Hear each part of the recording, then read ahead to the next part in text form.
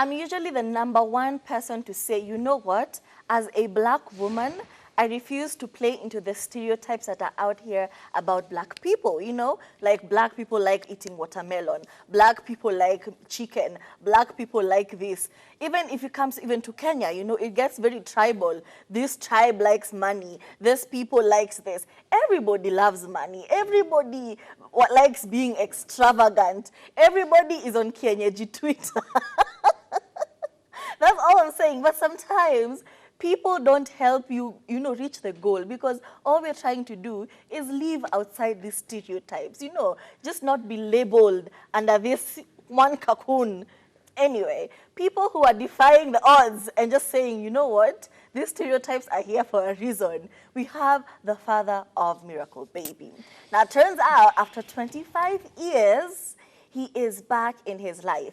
And not like back in his life, apparently a video online is circulating of this man, alleged to be Miracle Baby's dad, talking about how he is the father and how he wants to reconnect with his son, blah, blah, blah, blah, blah, yada, yada, yada. And, you know, from the looks of it, you could tell, you know, he's not in a very good place. However, he wants to reconnect with his son. Miracle Baby, in response to this viral video, is now saying, niseme nini, mimi wilimpole na msee, mwingine asiniambie kuhusu baba yangu tena, kwani sikujizaa mimi, na amjuae baba ni mtoto, baba ya mtoto ni mama. Sio swali. Listen, it's not my problem. I can't understand this. It's not my problem, okay? Inafaa kuwa Kiswahili sanifu, iko na sheng in everyone. Basically what he's saying is, nobody should come at him and talk about his father, because the only person who knows the father of the baby is the mother. And since he is not his mother, they should go and ask his mother about all these problems and all these questions. And a fan was like, mtu hajai kula pesa yako, yeye asitake kula zako. And Peter Miracle Baby says, true kabisa. So basically, I think you've seen the picture of the dad. We showed it earlier. And, you know, it's a lot. And surprisingly, it's not only like Miracle Baby's dad who has come back into the picture after, you know, their child is now successful and thriving and out here and famous. All of a sudden, these parents who skipped out on raising you, all of a sudden they're back. They want to have a say in your life. There's even this joke, and it became like a trend and, you know, a challenge on TikTok where somebody like got shortlisted for the NBA, and all of a sudden the father walks in with the milk. With the milk. We see the shoes and then the milk, then I'm back. Like the minute your child is a bit successful, all of a sudden, these parents who skipped out on your whole childhood are back in your life talking about, you know what, at the end of the day, I am still your father, which is very toxic, you know. Even if you're still my father, it does not excuse the toxicity and the fact that you abandoned me, the fact that you were not there. And then now I'm doing good, you want to be in my life. And not only Miracle Baby, we even have Ommy Dimpoz in Tanzania. And this problem is just not located in Kenya. Like, it's going beyond borders.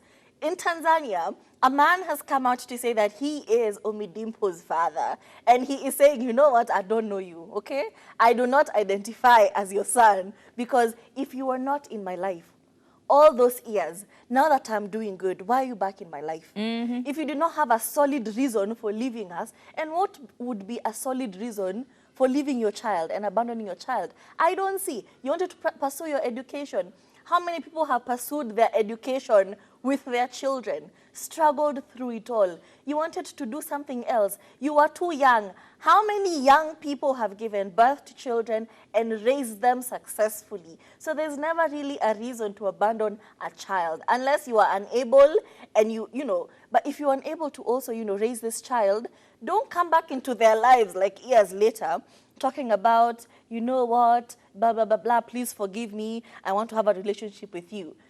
I'm not here for it, okay? If you were not with me when I was struggling, you need to go, okay? I don't think I would have the capacity of forgiveness for such a person. I was just about to bring up that fact that it seems like it is the deadbeat fathers coming out of the woodworks. And I speak about this a lot more on eSpice, by the way. Make sure you check it out tomorrow, where I actually talk about this particular story. Because as you mentioned, Mr. Nyembo, who is Omi Dimpo's father, came out of the woodworks. He's a Boda Boda rider. Wow. And all he's saying that is now that he wants his son to buy him a taxi so he can upgrade himself. Are you serious?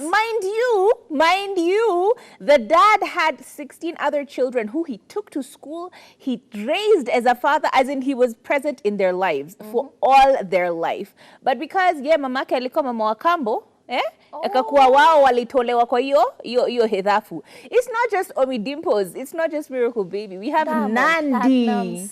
Nandi more recently, I think last month, the dad also was giving everyone who had the time of day an interview to tell them the way he's the father of Nandi and all of these things. It seems like everyone is just crawling out of the woodworks and everyone wants to lay claim on their children. And let me tell you, this thing is real. When you start hearing funny stories that your parents sometimes say, and you're looking at them like, are you serious? Have you even seen the stories where a man comes back home after 53 years? Imagine. To do what? To say what? And he comes and occupies that house as if he never left. Like, I tell you, men in audacity. many, and this is not just an African problem, by the way. This is an international problem. Men are just generally very interesting. Some men are generally very interesting. You've heard about the guy who pretended to be deaf, pretended to be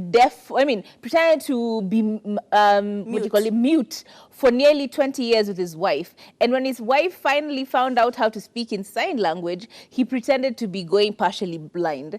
And then all of this to find out that this man 20 years ago decided that I do not want to talk to this woman. I will not leave her. I will not leave. But I will pretend to be completely mute. I will not ever talk to this woman for 20 years. And now this woman they're now 83. They're now 83. I think they're both around the same age. And she's just like, look, sir, I want a divorce. I am suing you because this is some level of toxicity that we can't even explain. All we can say is, look, fathers all around, especially young fathers, take examples of people around you who can mirror the kind of father that you want to be. You don't have to have your biological dad showing you the route. You don't have to have your uncle showing you the route. Look at there's literally everyone on the internet. Go to YouTube, find out other fathers. What do they do? How are they good? In what way do you get to that level of being a good dad, and try and emulate those kinds of people, yeah? I think that's the best course of action. As for our friend here, we pray and hope that everything works out for you, Mr. Sa.